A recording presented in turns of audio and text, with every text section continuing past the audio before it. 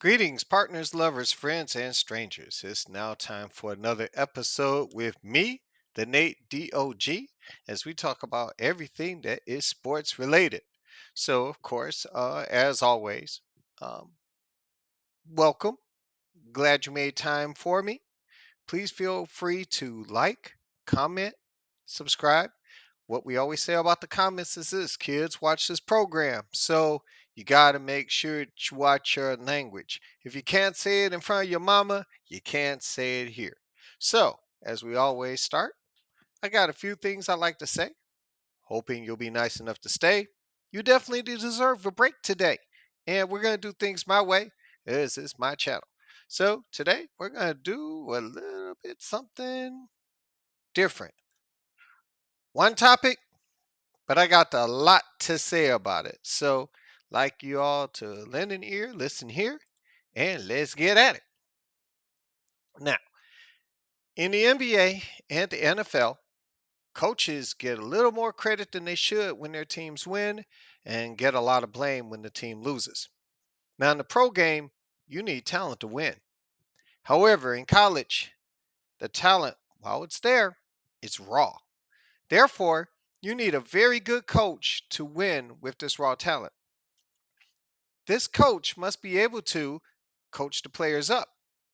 Coaches must take average players and make them better. They must take good players and coach them up to become very good players. And good coaches must put their excellent players in proper positions in order for them to make plays and win games. Coaches must also be able to recruit to their strengths and to cover or eliminate their team's weaknesses. And coaches must be able to recruit and hire the greatest innovative minds, offensively, defensively, and special teams. They must also be able to assemble a talent who will make sure the players are well conditioned both physically and mentally. Those are just some of the major responsibilities that a coach has. But the number one job of the coach is to win games. In college football, no other coach is as important to the university as its head football coach.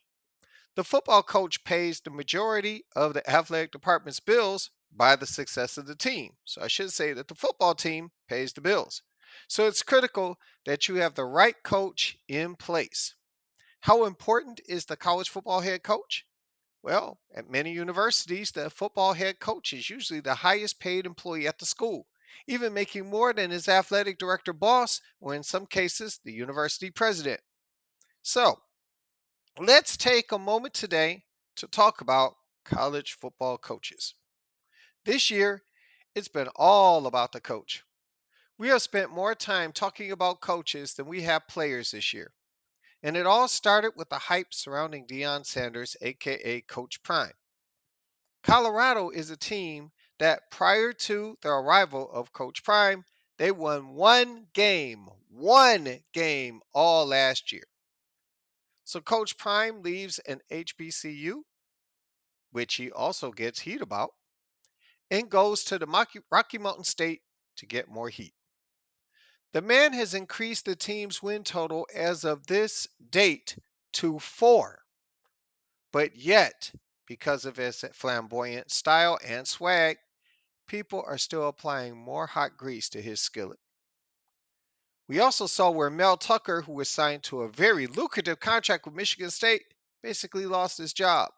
Not because of performance or lack thereof, but because of inappropriate behavior. Behavior so egregious that, in the university's opinion, the school fired him with cause. This means the school will not pay the remaining $73 million that Coach Tucker was due to collect. Now, he is suing the university, but his livelihood and future coaching opportunities hang in the balance until he gets his day in court. And we have Coach Jim Harbaugh. He started the year on a self imposed 3 game suspension due to what he claims was all about a cheeseburger. The NCAA has yet to rule on whether the 3 games served was enough penance. And then when Michigan completes that 3 game stretch, we have this year's October surprise, where a low level staffer was caught scouting teams in advance in violation of its sportsmanship clause. Now, just to be clear, I believe every team does it. And you can do the same thing. All you have to do is watch a game on TV and then text your favorite coach. They need to take this ridiculous 1990s rule out. It's as old and as relevant as cassette tape. But I digress. When the team does not live up to the lofty and sometimes unrealistic expectations, the coach gets what the late great Detroit News columnist Jerry Green called they get the Ziggy, also known as you're fired.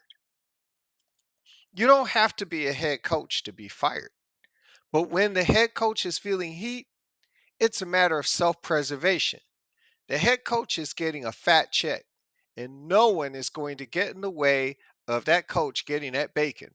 So sometimes a coach will fire up the pot and make a sacrifice to the coaching altar in lieu of himself being chopped. And James Franklin did just that. After his recent top 10 failure and failure to beat Ohio State and Michigan this year, he decided that the reason why they couldn't beat a top 10 team and they couldn't beat Michigan and they couldn't beat Ohio State is because his offensive coordinator sucks. That's right, his OC needed to be fired. So, yep, 2 games left in your season, no Big Ten title in sight. Firing the OC with 3 games left in the season will invigorate the base and fix the problem. That is a lot like saying you're putting a band aid on a knife wound without saying you are putting a band aid on a knife wound. Look, let's be real about this thing. Franklin did this because, hey, it's better him than me.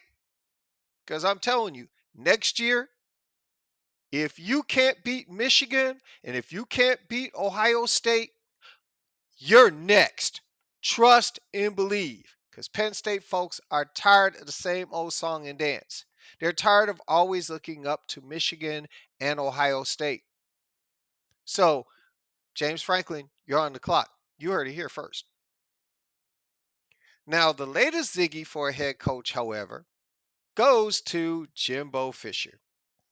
Now, Dude left a successful program at Florida State after he was bequeathed the job from the legendary coach Bobby Bowden.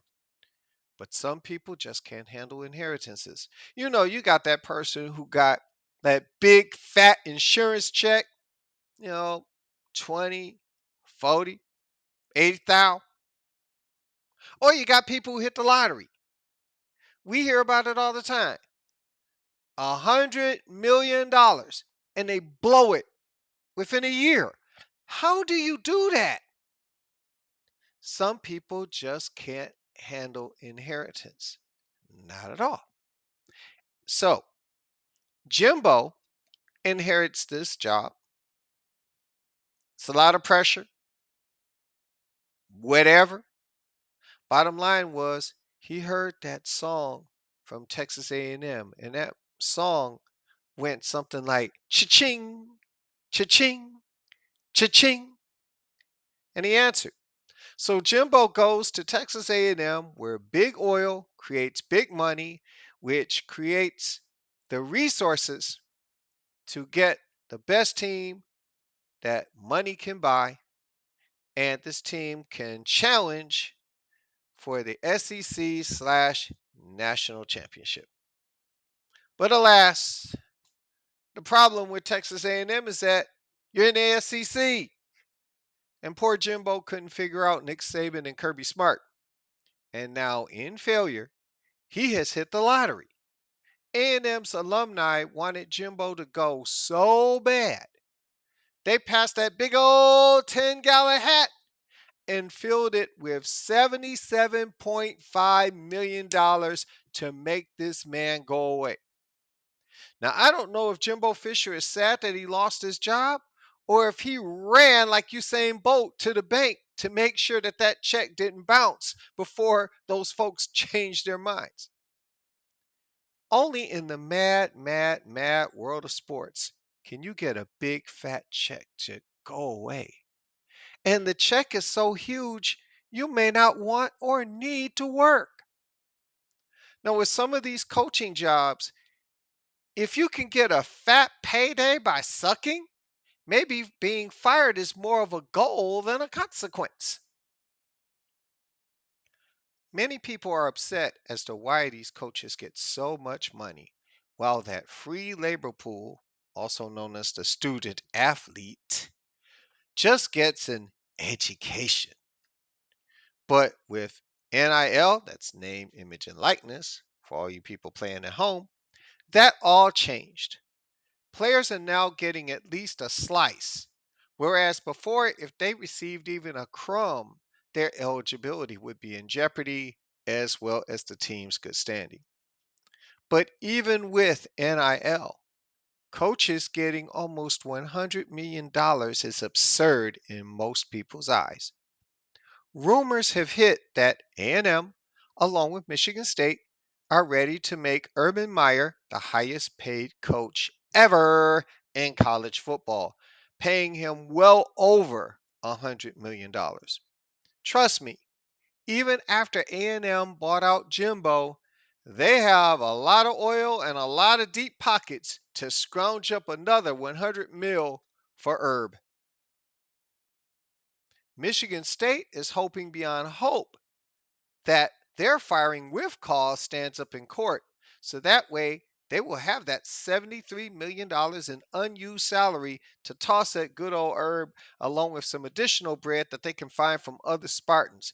Hey, Suns owner Mash Isbila, are you listening? Hello? Hello? They may need a cash call from you. What? You're spending a lot of it on the Suns? You'll get back though? All right.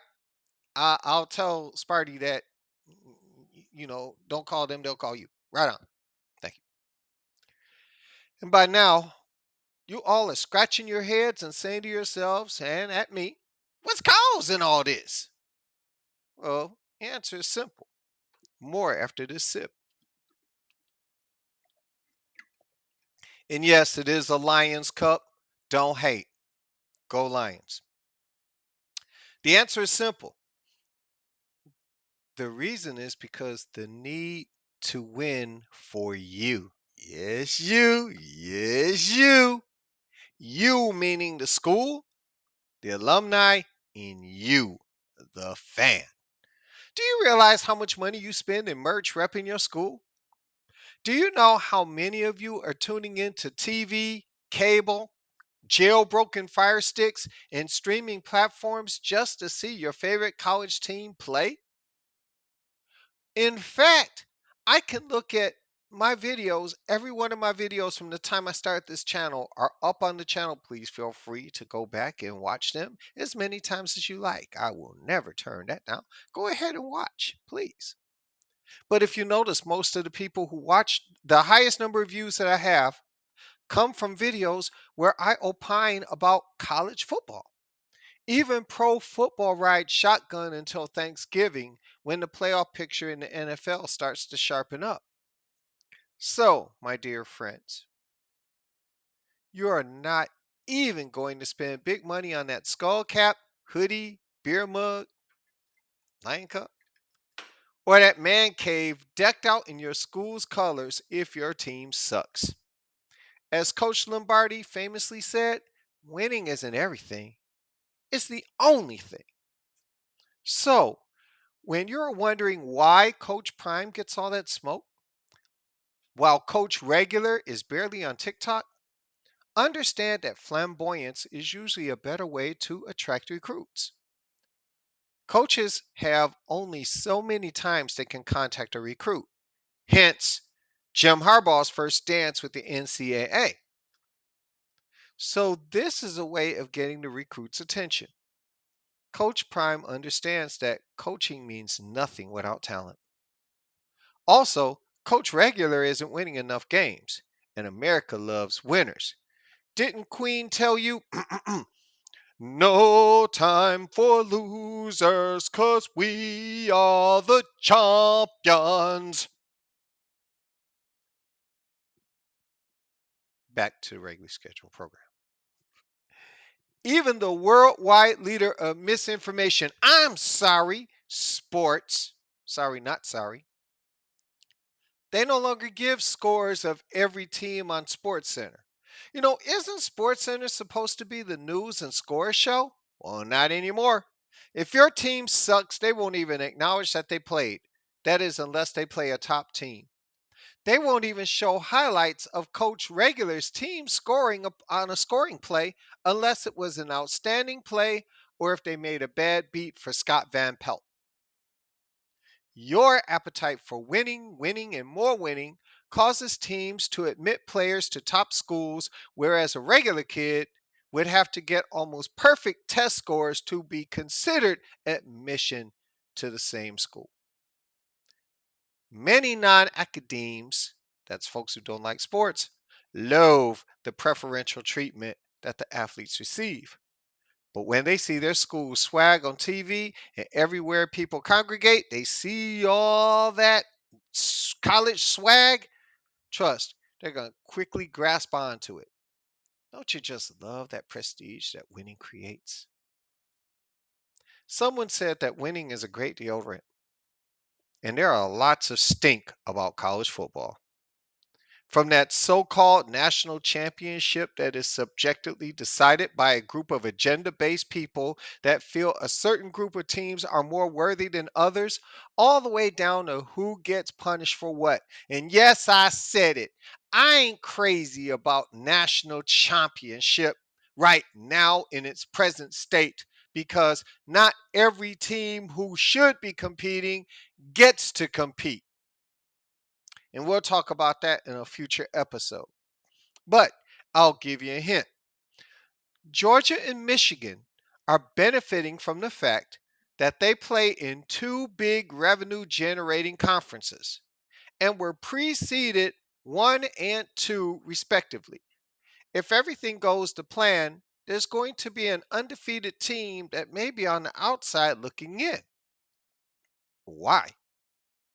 A wise man once said that if you want to find the root of a problem, all you have to do is follow the money. Where the money resides is where the money resides. And that's why coaches get whacked.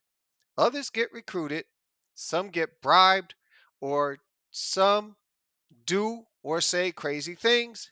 And we all turn a blind eye until the crime is bright enough to blind us. Or the coach is not acting or saying the coach speak that we all say we hate, but we are all itching to hear. That's why if a coach proclaims that his team is America's team, the media goes bat crazy. And because we do what the media says, we create selective outrage. As long as you want to raise your number one finger at the end of each and every year, shenanigans will continue to happen. And people will defend or roast a team depending on what side of the fence they are on. All for that incredible high of winning, being a champ, and saying, we're number one without dispute. The late WWE champion Eddie Guerrero had theme music that said, we lie, we cheat, we steal to be the best. Ric Flair bragged about being the dirtiest player in the game while being a multi time world champion. Even commentator Jim Rome has said on many occasions, if you ain't cheating, you ain't trying. And it's only cheating if you get caught. Now, it's been a while since I heard Romy, but if Rome is blasting cheaters, he is blasting them not for cheating, but for getting caught. You see, there is a very thin line between hypocrisy and truthfulness. Winning clean, in my opinion, is a foreign concept because there is just too much money involved in it. Money addiction is worse than a drug addiction because, as we all don't need heroin, we all need money. And a money addiction is hard to kick, as this world uses money as a barometer of success. After all, there wouldn't be a thing called crime if the addiction wasn't as strong. In short, I am not saying we should look away from what these coaches and programs do.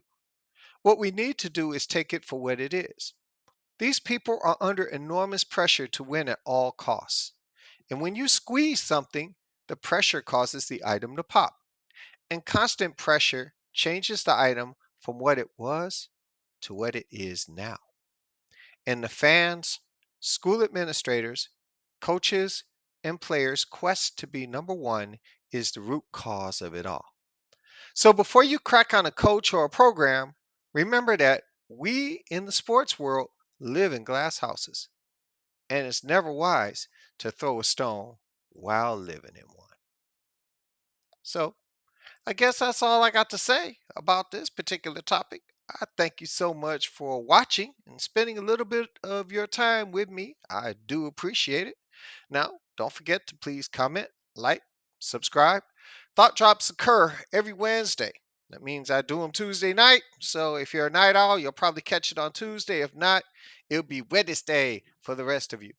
Bulletins drop when necessary. I've been known to drop a short here and there. So, like I said, when you subscribe, please click the bell next to subscribe. That way you will get a notification letting you know when I drop something and you can give an ear, listen here, and check it out. And of course, we're trying to grow the platform and we're trying to grow the channel. So please tell a friend, tell people you like, tell people you don't like, tell a girlfriend. She may hate sports, but she may know a person who does. So any type of, spreading the word is definitely appreciated by little old me. So that's it. That's all I got to say for today. So until then, this is the Nate DOG.